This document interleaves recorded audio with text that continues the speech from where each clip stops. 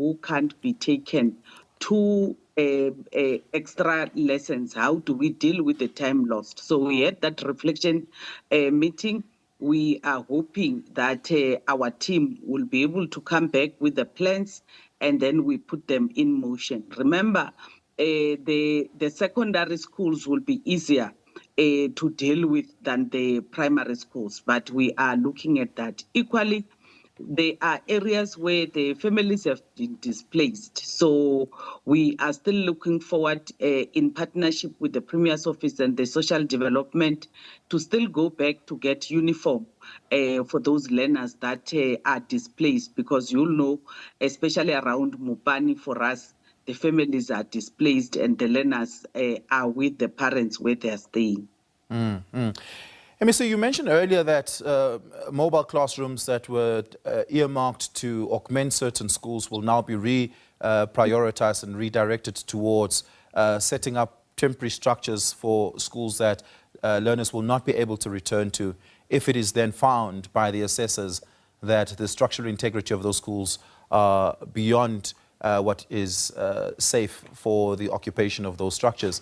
How many mobile classrooms are we talking about here that have been earmarked already, and will that be sufficient?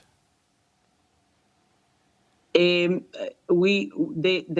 will not be sufficient, because remember, we are starting by redirecting what has been taken. Normally, when we augment classrooms in a school, we'll be talking about 3 to 4 mobile classrooms that forms a block.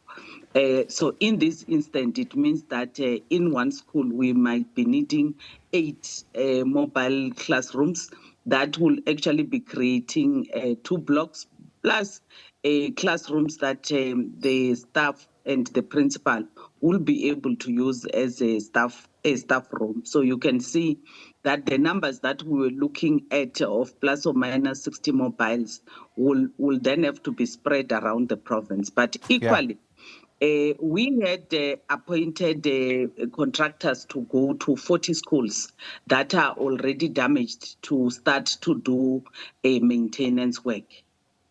The 40 contractors that were appointed, were they appointed before the floods, or were they appointed because of the floods?